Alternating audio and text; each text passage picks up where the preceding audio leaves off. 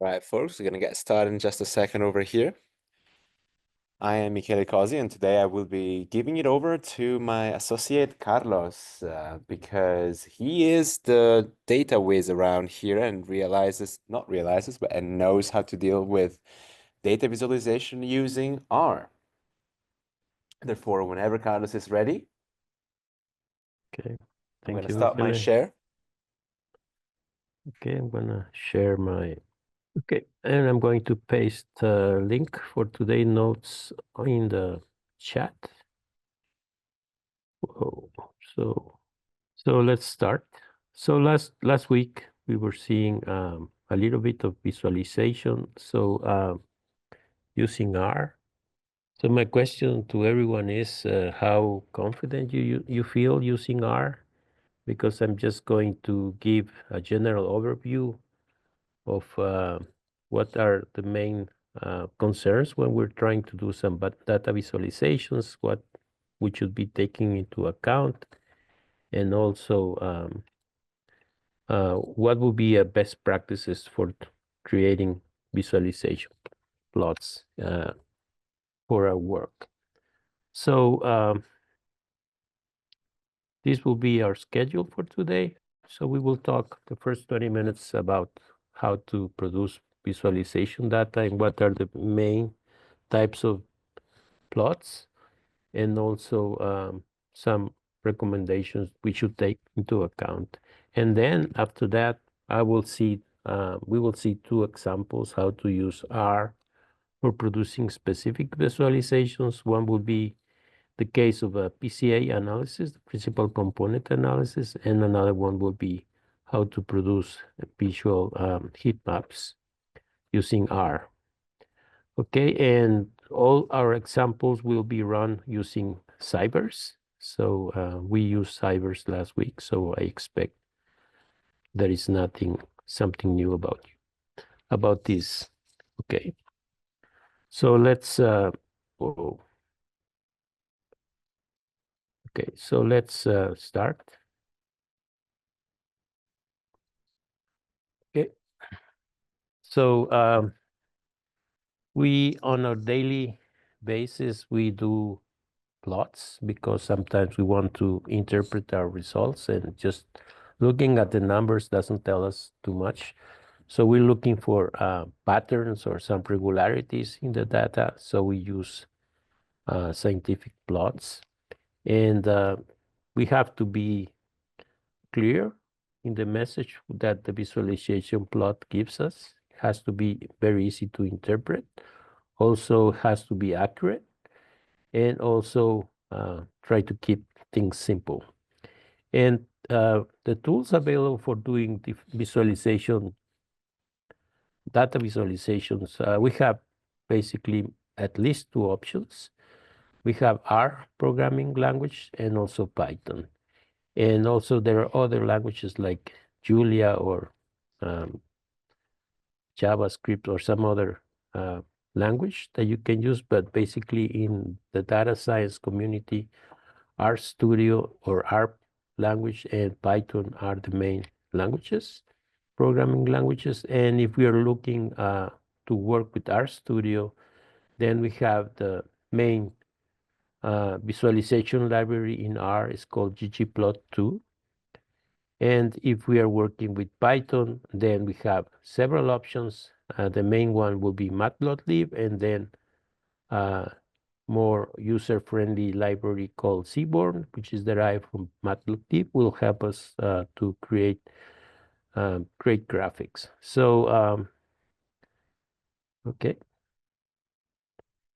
So we will start using RStudio, and we will see how to create different plots using RStudio. And I'm giving at the end of the notes some basic references to use ggplot. So I just put a handful of them. And there's a book on best practices for data visualization by the Royal Society of London. So I'm just going to open it. And this book contains some recommendations how to manage your plots, and there are some principles and choosing visualization types and so on. And it comes with several examples that you can use to produce different types of plots. So it's a good reading to do. And then another one would be all the ggplot2 documentation, basically by the group of Hadley Wickham. And remember that our programming language is an open source software, so all the documentation will be open and free. And you will find several open books that you can read. And they will focus on different topics like R, or maybe R for data science, or just doing different graphics. Okay. So you will find different books online. That's good. And also you will find another link for our learning resources. And this is just a collection that I've been keeping track for the past couple of years. So these are books online and they are free, so you can explore and try to find something that you want to learn. And remember that the R programming languages come with different libraries besides ggplot for visualization, but also you will find Shiny for doing interactive plots and online, and also you will find some other libraries by themselves that are very important, like Tidy and some other. Okay, so that's some of the resources you will find there. And besides R, of course, you can find resources for doing data visualization using Python. So that's another workshop. And here in Python, you only not have matplotlib, but also you have like probably more than 9 libraries. And depending what you want to do exactly, then you can find a library that suits your needs. And also you will have like standard plots and then interactive plots. And so similarly to what you find in ggplot and Shiny, you will find also in Python, you will have, for example, Bokeh will be one of the libraries you can use for interactive plots. And also, if you are an R user, you will also find libraries in Python that just basically use the same syntax as in R, like for example, plot9. So if you know ggplot2, then you can work with plot9 in Python. Remember that you can always decouple when you're doing some data analysis, you always decouple the data analysis from the visualization part. So the visualization part is uncoupled from the data analysis, and then you can use whatever library you want. It's an independent task. Okay. All right. Okay. So we go back to the notes. All right. And then if you are familiar with different types of plots, well, you have, depending what type of relationship you want to plot, then you can do scatter plots to look for relationship between data, between the different axes. You can do line plots, like connecting the data points with lines. You can do bar plots to represent quantities. You can do box plot to visualize the basic data distribution. In using box plot, you don't have to make any assumption of what type of this probability or statistical distribution your data follows. So it gives you the general idea of how your data is distributed by quartiles and where's the median, etc. Or histogram, which is the most common plot in statistics. And much more, you will find more types of plots you can explore, and you will find a large collection of different plots that are based using R. So you can do animation plots, you can do stat plots, you can do multiple types of plot together, or you can do different, change the themes, the background, the style. You can change, you can find many options of different types of plots using R. So you can explore all these special libraries which are additional to ggplot2, but must have the same syntax. Okay, so this is a very rich uh, resource that you can explore and try to use it in something that you need. Usually what we do is we should never start something from scratch.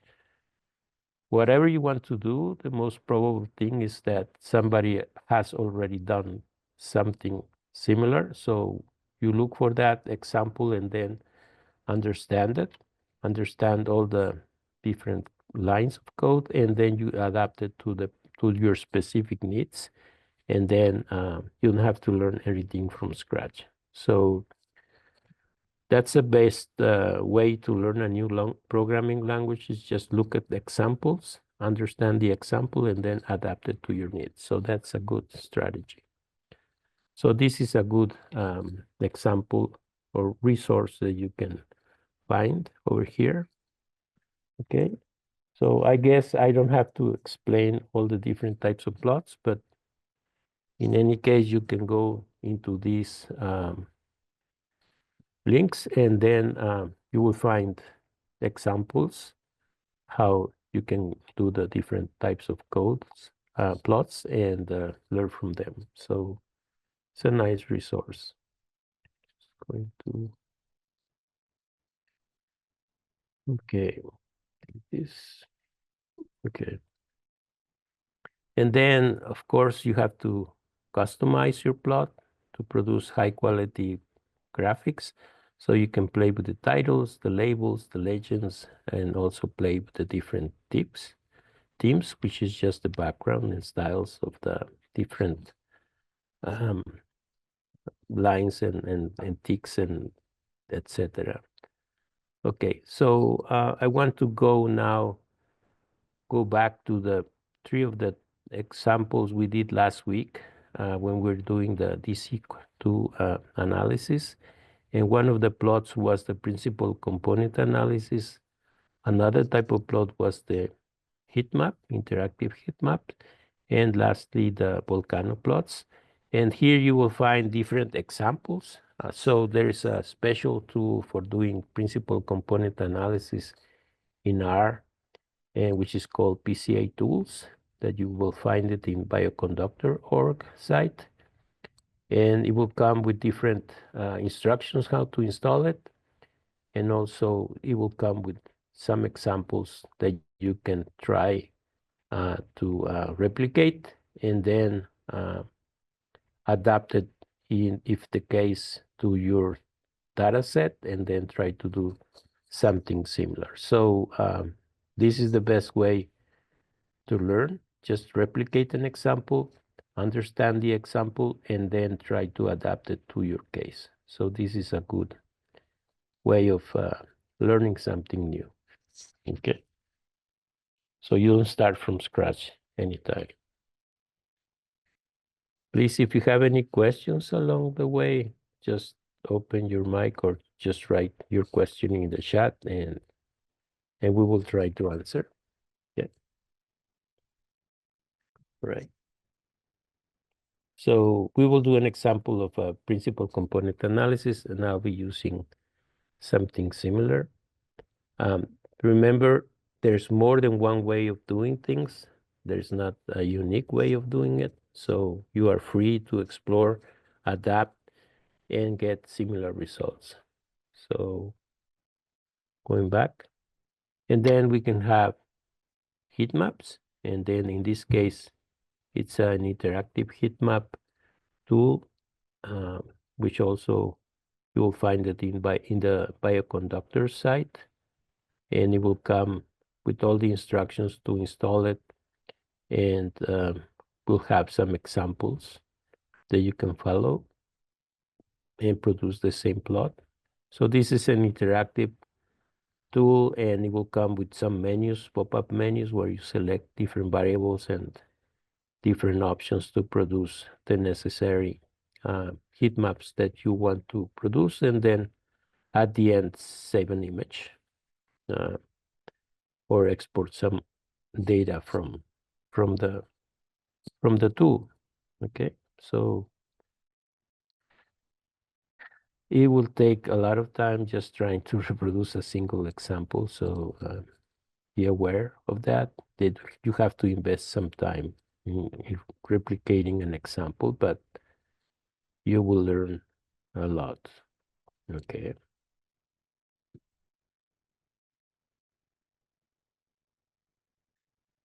And then also we saw volcano plots last week. So this is another type of complex plots. And also you will find different libraries in Bioconductor. This is the enhanced volcano library, and it will come with the installation instructions and also an example so you can create your volcano plots and make some additional adjustments or fine tuning in order to get a specific plot that you are interested in presenting, or to understand your data, your behavior, your data behavior. Okay. So you will find many tools in the bioconductor.org site, and basically that will be your place to go whenever you're looking for some specific R library or R package applied to bioinformatics. Okay, so these are the resources I was mentioning. And then some best practices. You have to be clear and simple. I mean, keep your visuals simple and clear, not to be too complex. And also the data accuracy will be relevant in your visuals. Um, Also, remember that not everyone sees the same colors as you, so there may be people who are challenged in distinguishing between two colors. So you have to be aware that this may happen. So you have to be selecting like a color table that is color blind proof. Also, you have to be consistent, like font sizes or types of fonts or labels across your plot. So you have to have some consistent style. And then for sure you're producing plots, maybe initially just very uh, simple plots, but then once you want to submit a publication, then you have to increase the quality of your visuals in order to be easy readable, and also people can understand the message that that plot or that specific plot is trying to address. Okay, so now I have a couple of examples that I want to do with you, and we're going to replicate these examples using Cybers. So I'm going to open this, and the first example is doing a principal component analysis of the penguins data set. So this is a very common data set, similar to the IRIS data set. And I'm going to use an ARC Markdown file. And you can find the source, but the source you have to adapt it to in order to run over Cybers, and meaning that you will probably need to install a couple of libraries. So so I've done that. So let me close this, and then I'm going to go to the Cybers discovery environment. And so I do the DE, cybers.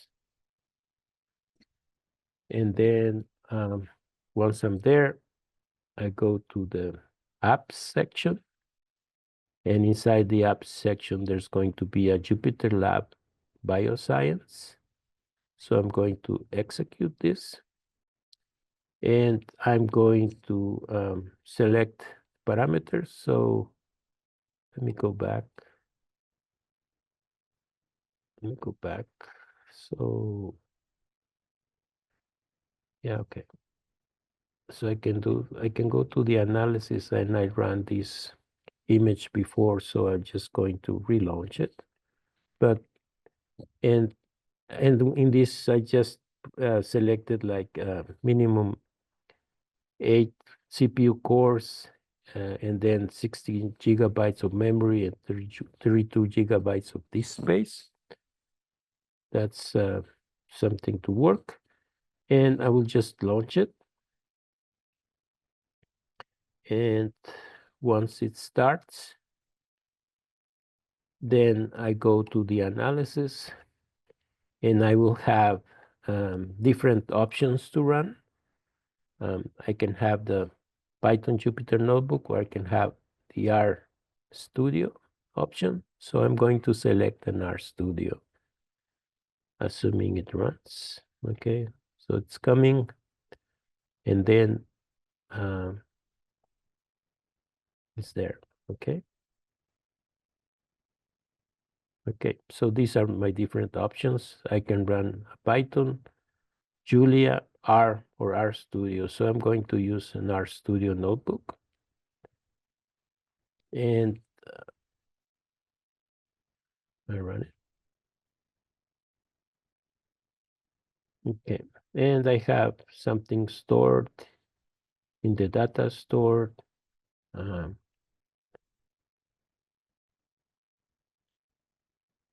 So PCA tools. Okay, and actually I have an R Markdown file,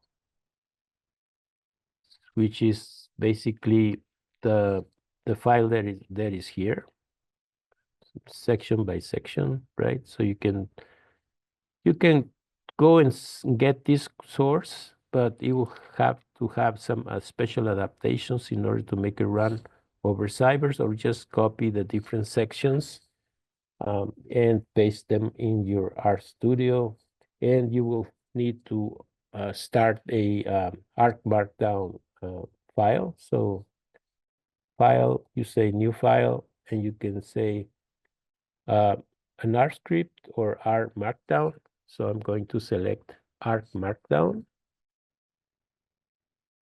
Okay, and the R Markdown, yeah, yes, okay, okay. So just going to say test, but I already have the Markdown. So this is the R Markdown. It's a combination of text and code, and the text is well, just Markdown text with text and instructions or commands. And whenever you have a R code, R piece of code, then it will be enclosed between the triple quotes, open and closed, and it's going to be saying that it's going to be running in R, and it's going to require this data set. So that's an instruction. Okay. I assume everyone is familiar with R Markdown. Yes, okay, so I'll just go and open my other file. So I'm going to open it. Okay, so that's the file that we're going to be running. So let me. So we need to install initially all these packages. So I need to install the Palmer penguins, the correlation function, and this ggalley or ally and tidy text. So I'm going to just execute line by line, run it.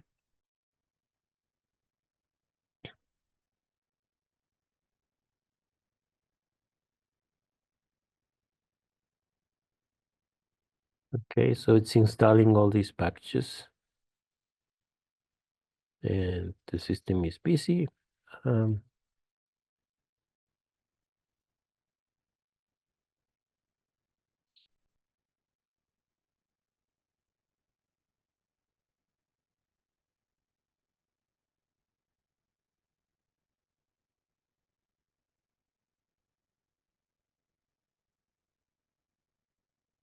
mm, You're doing something.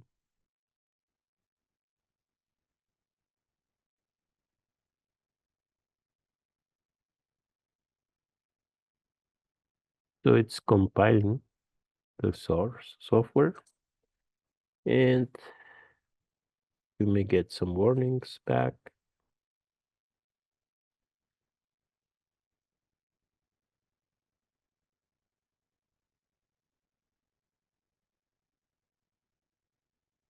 So after you finish, I think everything else is just straightforward.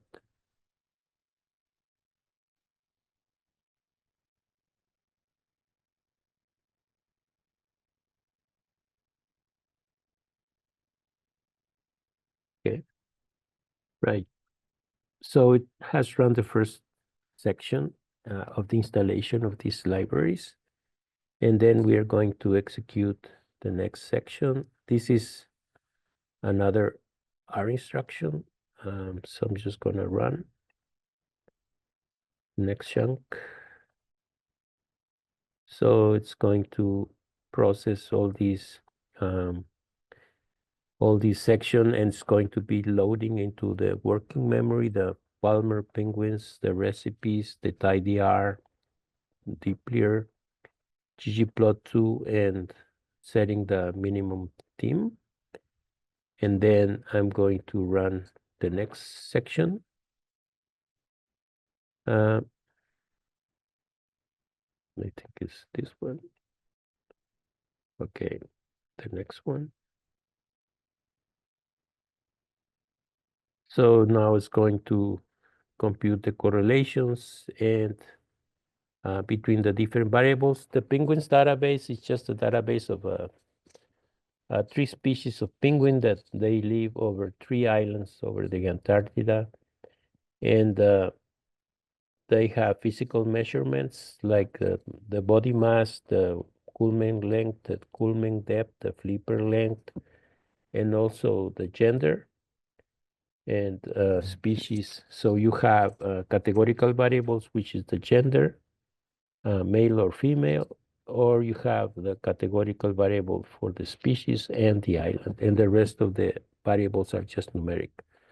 So I'm going to compute the numerical correlation between the different numeric variables, and this is the correlation between the different variables. And now we need to compute the next cell. Run next show. So we're going to set up some variables for the plotting. So I'm going to select different pairs of variables by species, and then I'm going to join the different columns and assign different colors. So I'm going to produce different plots. And basically, what I have now is I'm going to have the next plot, which is this one. So run section. And we should have this plot. So this is like the correlation plot where you have whenever you have a variable between itself, we will just plot kernel distribution density, and below you will have the scatter plots of one variable versus the other one. And the first column is flipper length, and the first row is the flipper length, and then you have body mass, the build length, and the build depth. And these are the columns: flipper length, body mass, build length, and build depth. So whenever you have a scattergram, you will have a correlation between two variables. And you can see that only the flipper length versus the body mass are correlated, meaning that the heavier or the heavier the penguin is, the larger the flipper length will be, or vice versa. And there will be some others that are not exactly correlated, like for example, this bill length compared to the bill depth. So it's not, they don't have a very high correlation. And also the colors indicate the different species, the Adelie, the chinstrap, and the gentoo, and also the general correlation. Okay.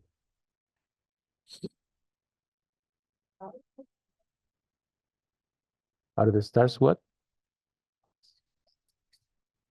Uh, They all have three colors. Yeah. Probably it's just a rounding number. It doesn't say exactly what does it mean. Yes. So for me, it just format. It means that the number didn't fit the numeric field. So, okay. And then random X. What? Can you try to make it smaller, perhaps? What? This one? Yep. Smaller this part? Yeah, I guess. This one, yes. Okay. Yes, so I was expecting. Are you running it too?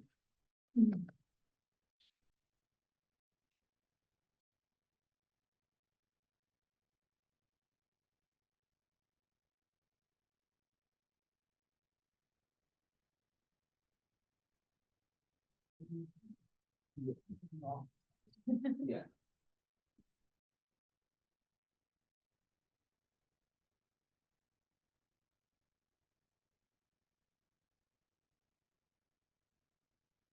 Yes, something happened. Oh, the function. Cannot find the function. Oh, okay. Yes.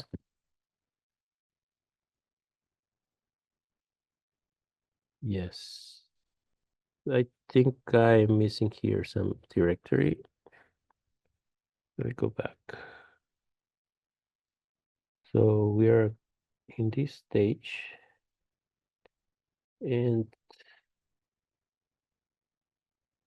we have vignettes and articles and figs and penguin pairs. Okay. Yes. So yes, probably that's a second.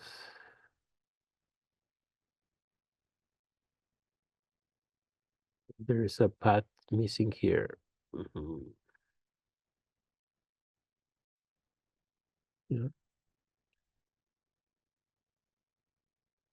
Live coding. So probably this needs to have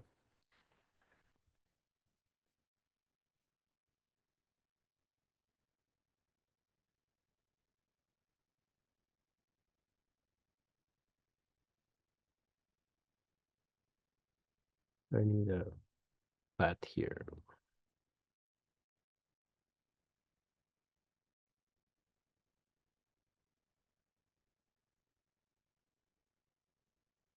Okay, so what if I add PCA tools?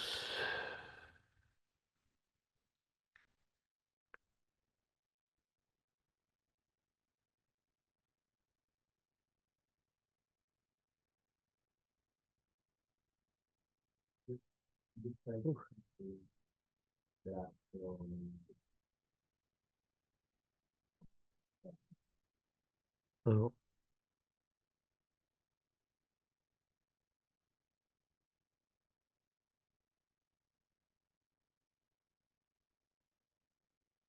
I have a pad, so just trying to use this file, and this file, yes. What if I copy that?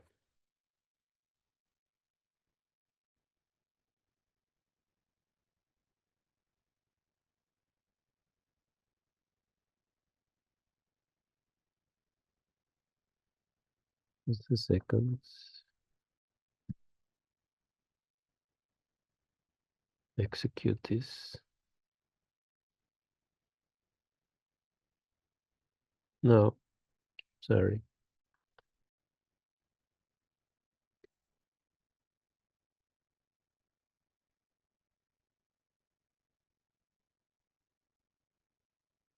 Okay, so it's going to produce a plot, specific type of plot, which is not working. It worked the first time.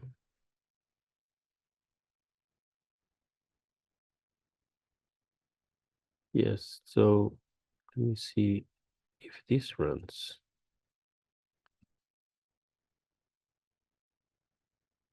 Yes, okay.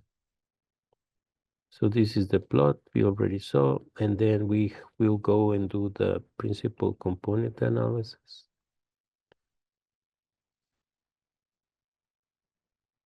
And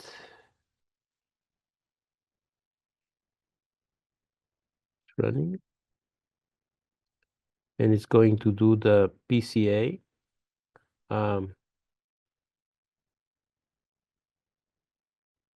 Okay, and it's going to do the PCA, and then we have now the principal component analysis and the distribution of different variables inside each principal component analysis. So, for example, PC1 uh, is involving the 5 variables, and then the second variable also is involving this amount of variables, this one, another 4, etc. But what we need to know is what is the percentage of variability that each um, variable has.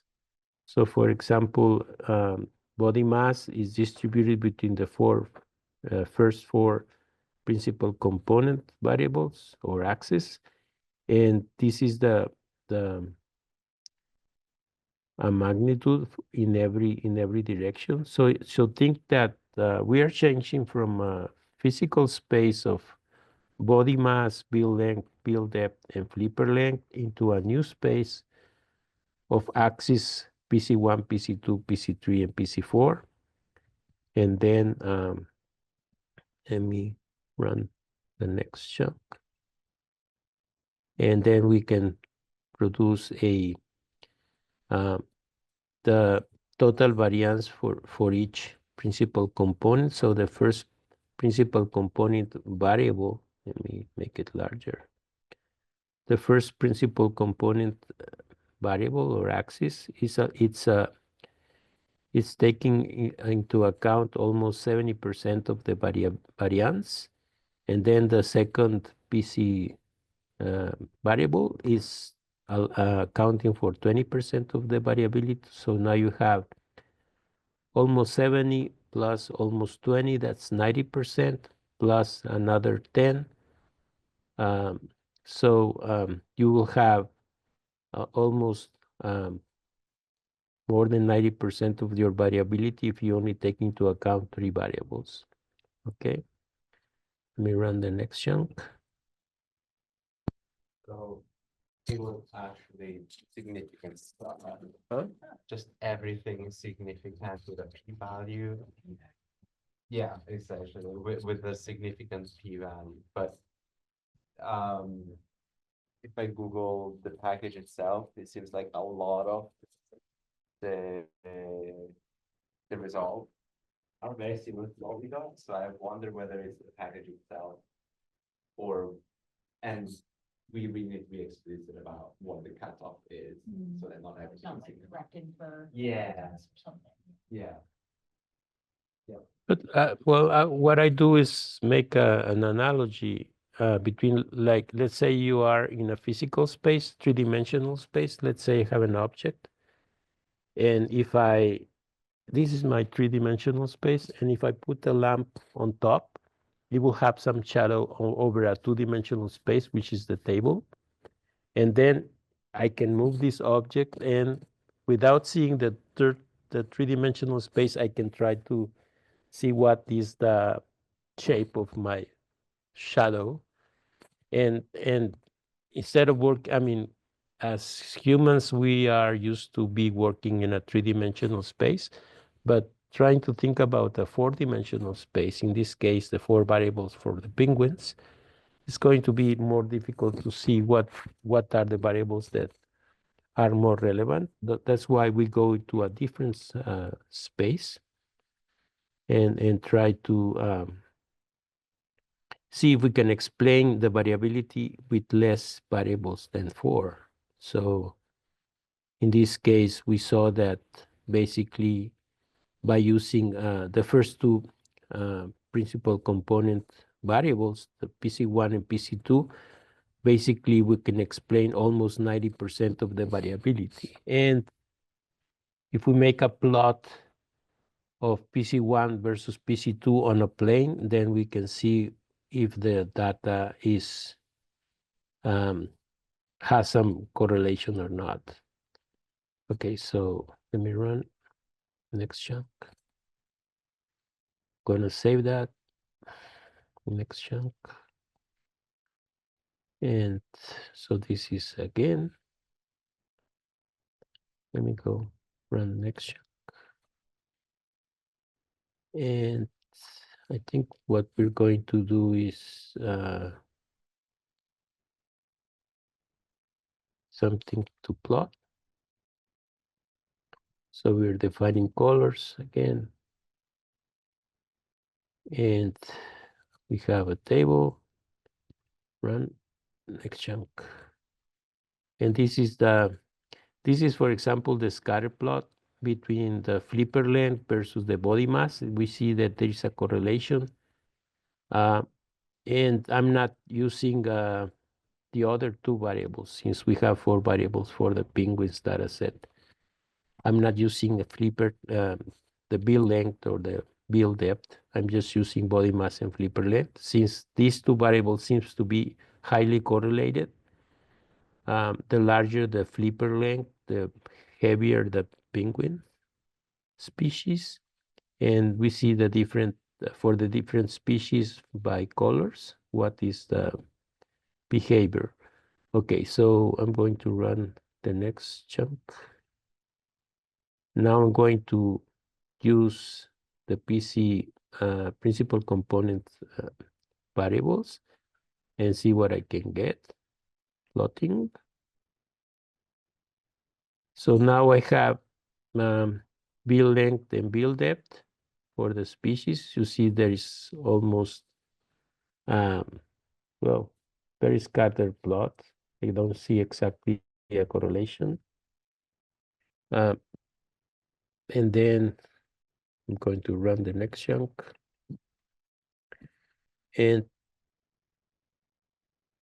I'm going to produce the plots.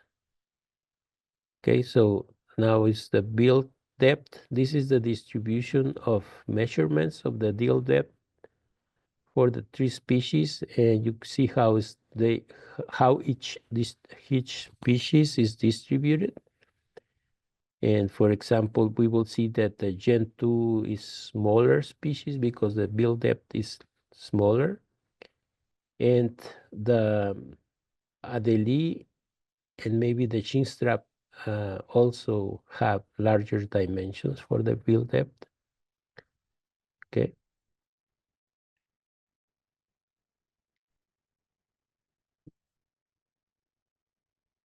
Okay, so I think we are done there. Yes, so okay, so we just explored the different the penguins data set and saw that that we can probably use only two variables in order to see if there is a correlation between the different variables, and this is the PC2, PC3, for example, and in the new space, we can see some projections from the previous physical space of the body mass, flipper length, and flipper, and build length and build depth.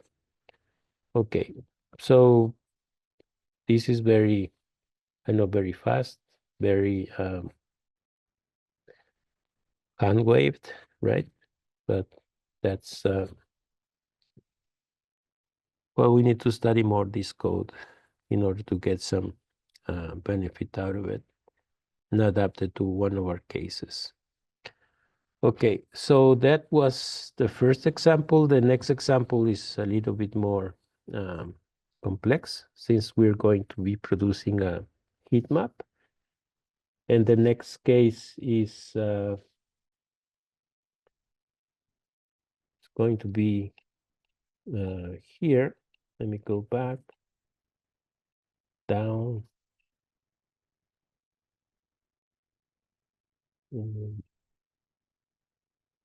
Yeah, this is the penguins.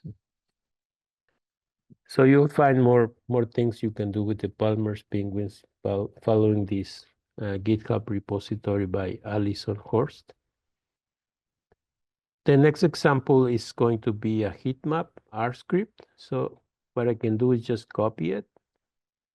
And I need to stop my RStudio. Well, I can do the saving and save everything. And I will have the R markdown file. And what I need to do now is launch another RStudio session. So I'm going to,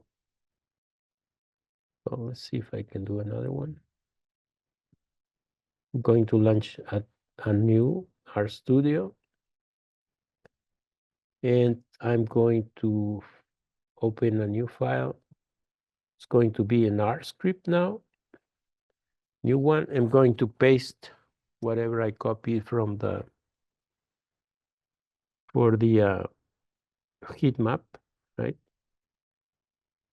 So now I have an R script, and I'm just going to be running line by line. So I need to install some library, which is called ISLR and has some NCI data. Okay. So load the library. I take some data out of that library. I give names to the columns. I see that has 64 columns and 6,830 lines. And these are the names of the columns. And I can see, for example, the first part of the data set. So these are the first 6 columns and the first 6 rows. And then I'm going to do a PCA using a single value decomposition, meaning that I'm transferring from one space to another one. I need to find a new coordinate axis. And so we defined new variables, and we will see that now we have a run. We have 60, 63, 64 columns, and the minimum value is 8.8 to the minus 14, which is the smallest value for that arithmetic in these cybers.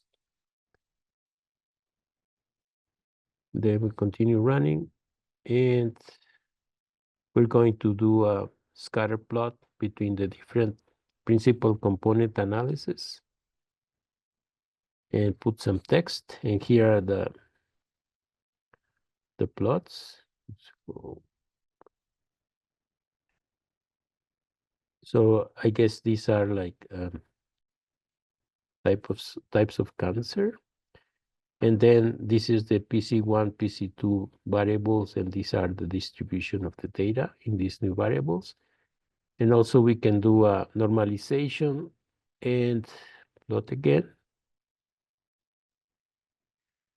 And basically we get again the same type of plot except for the scales. So it's the same type of plot. And then we're going to do another type of plots, but now using these other variables. So PC3 versus PC2, and we get something similar. And scaled. And then probably we can do something better with this, trying to do a prettier plot using ggplot.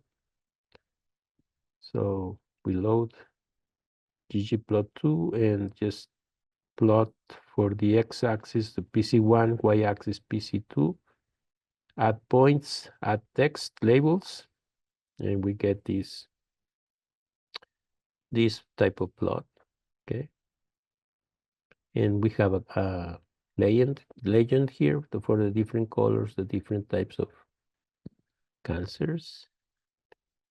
And we assign colors again. And what we're going to do is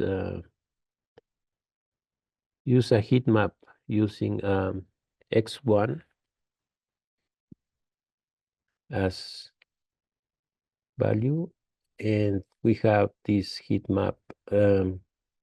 Sorry, I don't understand the meaning of this heat map. Besides that, there are some colors, and there's a color table, and there's a dendrogram to classify the different cancer genes, I guess.